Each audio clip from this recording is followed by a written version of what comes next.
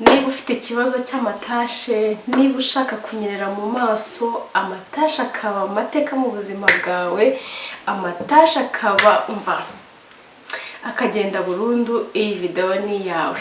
Ikaze ku Mubyeyi Magazine. Niba uri mushya hano tuguhaye ikaze. Nge nibahizi Umutesi Lydia. Niba utarakora subscribe hikuye nonaha kugira ngo tugumane ku Mubyeyi Magazine. Muri aka kanya rero tugiye kurebera hamwe uburyo wagira mu maso hanyerera, uburyo wagira mu maso hasa neza nyuma yo gukira amatashe, nyuma yuko amatashe aba amateka mu buzima bwawe. Hano tugiye kurebera hamwe ibintu bitatu byagufasha kugira ngo amatashe agende, hanyuma ugire mu maso hanyerera hasa neza, mbese amatashe ahinduke amateka. Twihuse rero, hano dufite maske, akaba ari maske ukoresha kugira ngo ukire amatashe. Iyi maske ni maske ya Chateau Rouge, akaba ari maske yagenewe gukuraho amatashe mu maso, ku ijosi, ugasigara usa neza, amatashe akaba amateka. Ikindi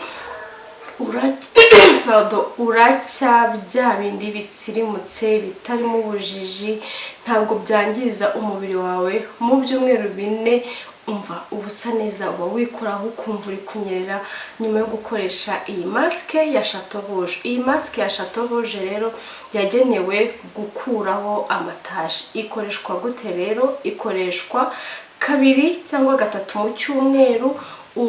Ubanza ugatosa mu mazi mu maso, ugacishaho amazi, hanyuma ugashyiraho iyi maske yawe ukayimazaho iminota 10. Iminota 10 yashira iminota 10 yashira ukinyuguza n'amazi y'akazuyazi, hanyuma ugakurikizaho ibindi. Ndakubwiza ukuri ko amatashe aragenda, ugasa neza, ukagira umubiri usa neza, wa wundi unyerera. Iyi maske rero ya Chateau Rouge byabigufashamo. Ikindi rero wakoresha mu byo dufite hano nanone dufite serumu ya Chateau Rouge. Iyi serumu ikoreshwa nijoro, ni serumu ya nijoro ikuraho amatashe. Uyikoresha gute rero? Iyi serumu urayifata ugakoresha udutonyanga 5 mu maso ndetse no ku ijosi n'inyuma y'amatwi, hanyuma wamara gukoresha iyi serumu ukarenzaho creme. Reka nze iyo creme nayo nyikwereke. Iyi ni creme wakoresha nyuma yo gukoresha iriya serumu ndetse n'iriya maske. Iyi creme rero nayo urayisiga mu maso ndetse no ku ijosi, nayo ni Chateau Rouge. Ni marque nziza cyane yo mu Faransa, irazwi mu gukuraho amatashe. Rero ukuntu wabigenza, twongere dusubire inyuma gatoya nkwereke. Wakoresha iyi maske, hanyuma ugakoresha iyi serumu nijoro, hanyuma ukarenzaho iyi creme. Iyi creme wayikoresha ku manywa ndetse na nijoro. Ubundi mu gihe cy'ibyumweru 4 utangira kubona ko umubiri uri kugenda uhinduka usa neza, ugashininga bya bindi bitarimo ubujiji. Rero iyi maske ingana na mililitiro 50, hanyuma serumu nayo ni mililitiro 30, hanyuma creme nayo ni mililitiro 50. Nubone ari dutoya gutya, turakora. Uyu ni umuti wagufasha kugira ngo ukire amatashe agende.